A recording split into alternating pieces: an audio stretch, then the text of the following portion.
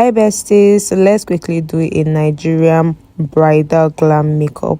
So first of all, I went in with cleaning my model's face, and then I went in with a moisturizer. One of my biggest trick is actually doing a cold mask, which is a technique where you apply a decent amount of moisturizer, thick moisturizer on the person's face and allow it to absorb before you blend. Then afterwards, I go in with a sunscreen. This is one of my newest trick. Instead of going in with a serum, I tend to go in with a moisturizer because I go in with a sunscreen because sunscreens are usually very hydrating and is soothing for every skin type. Then I allow it to sit for a little while, and then I properly blend it into the model's face, and you can see that her face is already looking super plump, super hydrated, and also protected in the best way possible. So afterwards, I usually go in with a primer. Some people say it is not necessary, but for me in this Nigerian weather, it is necessary. And I go in with the Rimmel Stay Matte Primer. It is a mattifying primer, not really drying, but like it's mattifying, to be honest. And I apply it all over my T-zones, like her T-zones, okay, and which is her what's it called, hold on, the bridge of her nose, around her eye area, like the lower part of her eye area where oil is produced the most, her chin and her forehead. This will help control excessive oil. Then afterwards, this is a new trick I have been doing lately. I go in with the brow lace by Shop Didi or Didi Beauty to tame down the brows. Honestly, I noticed that it helps in mattifying like the brows and reduce like oil production on the brows, and it makes it very, very easy for me to like just go into the brows and do what I'm supposed to do without having difficulties. Now for my foundation, I did go in with 2 shades of foundation. I started doing the whole very matte look because I love the way it feels right now. Okay, so I went in with the Maybeline Superstay foundation in the shade 355 and 360 to get her perfect shade. And to be honest, it's quite matte, but you can really work your way into it. Okay, so I use a damn beauty blender, and the one I'm using right now is the one from Glam. You can tell the difference in her skin in one part of her face and the other. Then hold on, okay, we are back. Anyways, I continued with blending the foundation into her skin. You can see that I'm going layer by layer because it helps me have like better control of how I apply her foundation without it looking patchy and looking not properly blended in. And you can see that I didn't really put so much foundation under her eye because I don't want to cake it all up. So after foundation application, I went ahead to contour her face, and to be honest, I do not really like overly dark. Yes, this looks dark, but you will get why I say I don't really like overly dark contour. Now where I usually contour is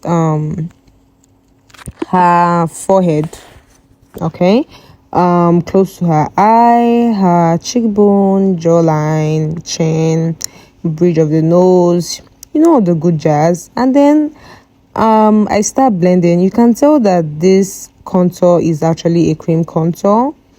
It is not like liquid contour, obviously. For the beginners, if you get what I mean, you get what I mean. And then I start blending, and I try to do tapping motions so I don't get to move my product around. And that is one thing I know that a lot of beginners struggle with.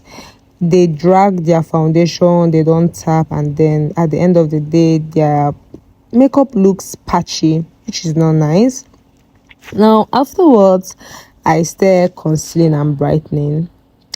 If you don't know the difference, now you know. So because she is quite deep in her complexion, this is what I do. Now I put the overly bright found concealer in the middle of her, under the eye. You get the jazz. And then the more not so bright concealer, I put it in the inner and in the outer corner.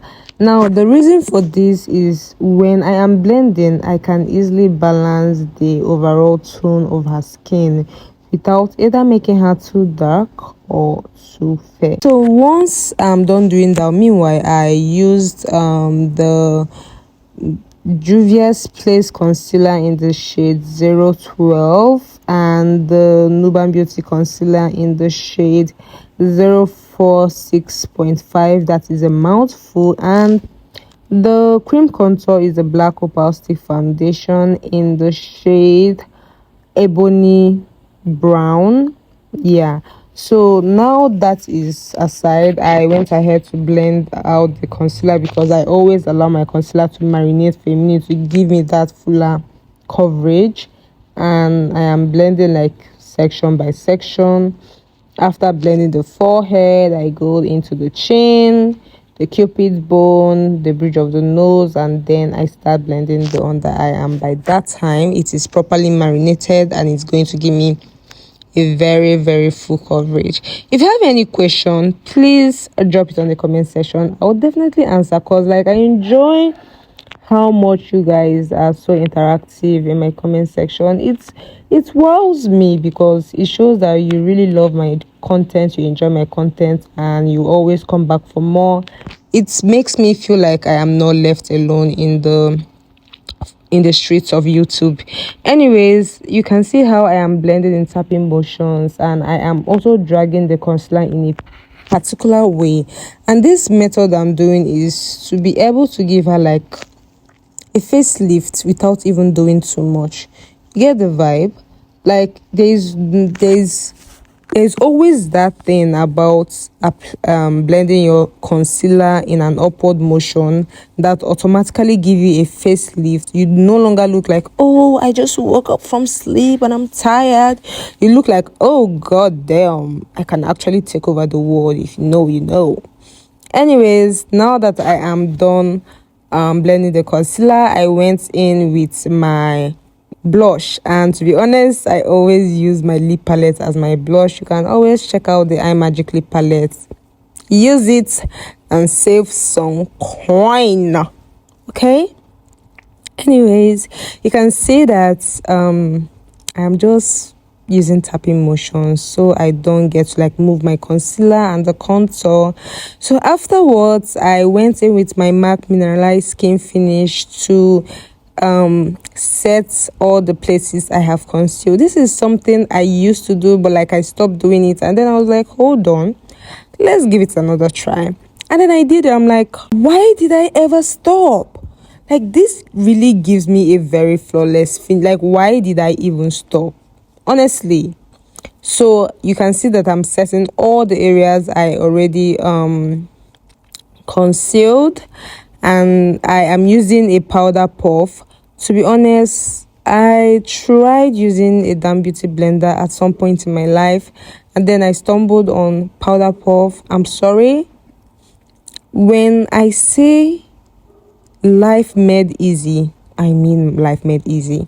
So anyways, to be able to set my under eye, I will always go back with my beauty blender to blend off any sort of creasing before I set, because if I do not blend again and then I set, trust me, it is going to crease. And this is like a technique I feel like everybody and anybody could incorporate as a professional makeup artist, or even a beginner, or just like you're doing your makeup on your own.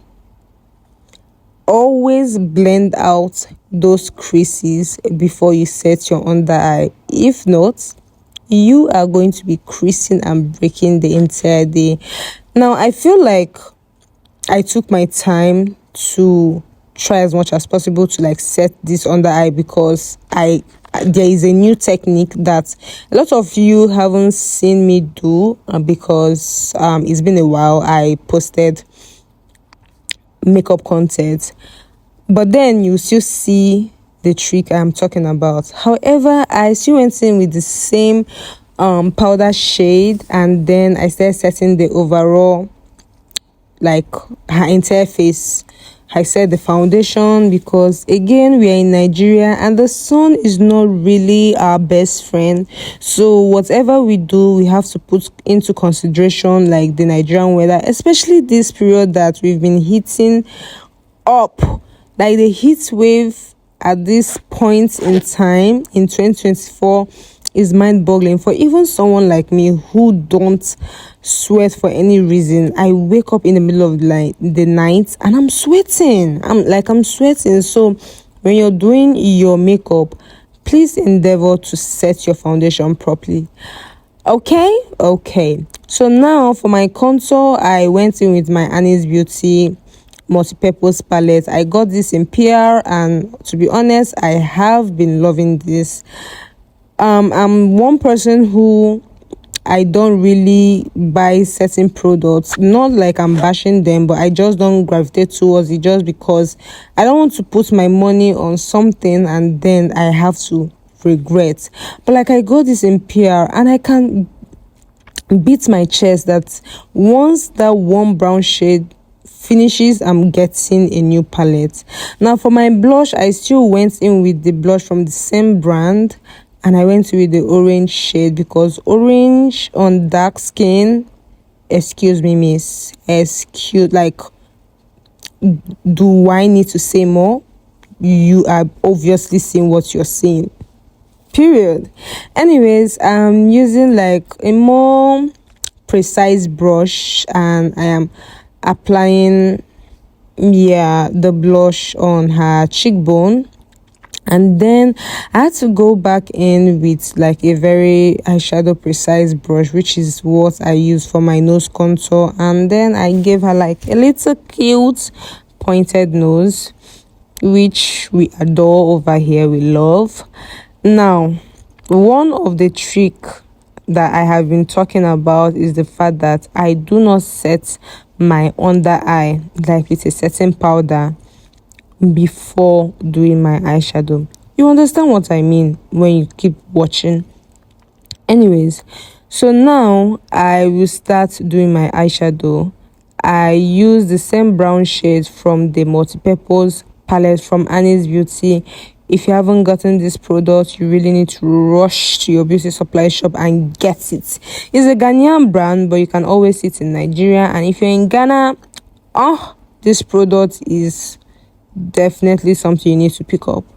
Anyways, I use the brown shade to like smudge her lower lashes or like under her eye, and then I'm still following like the effect of the eye look, so that by the time I am setting her under eye, it will just give that overall like lift.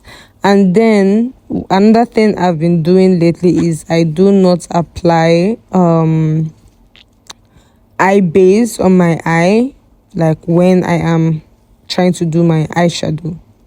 I don't do that. I just apply the eyeshadow on bare skin, and to be honest, I can tell a difference. For people who are still applying eye base, please do. If you don't have control over how you apply your eyeshadow, please do. But presently I don't do that anymore. I just apply my eyeshadow on bare skin, no base, no pigment, and I just blend. And you can see that I am going in from light brown to dark brown to make it more smokier. Then afterwards, after doing the eyeshadow, this is when I now decided to bake the under eye.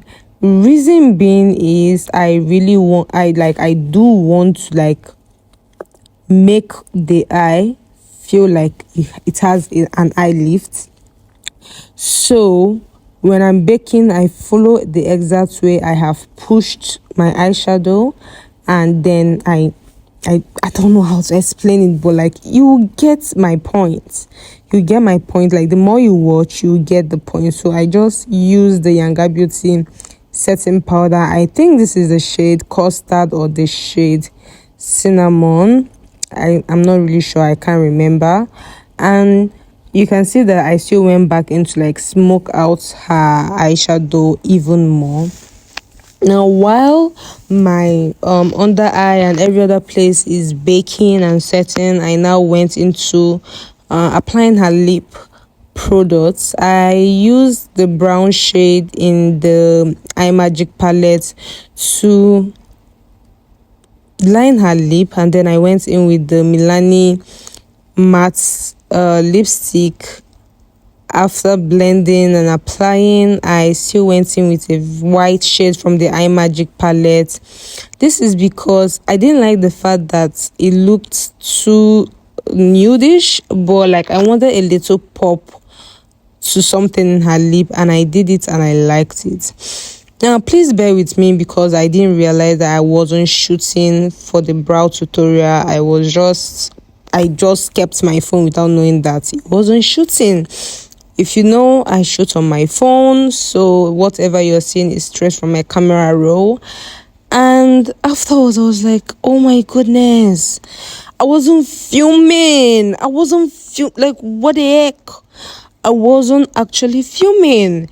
Anyways, after that, I had to like dust off the setting powder. You would notice that this my technique does not demand me leaving my setting powder for a very long time and making it so dry and crusty and like it's folding and all of that. No, it makes it look more flawless, especially because I use my concealer to also my setting powder to also correct some mistakes.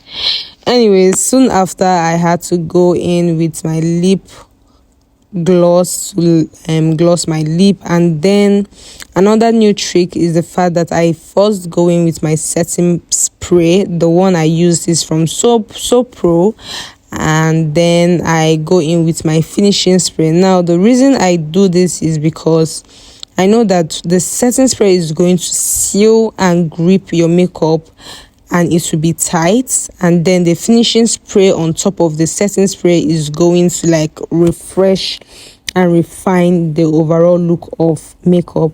I went back into tapping like a little blush on my skin, added some highlighter. I realized that I didn't like the fact that there was no bizarre to this look, so I had added a little bit of glitters, and this is the completed look. I hope you guys love this tutorial.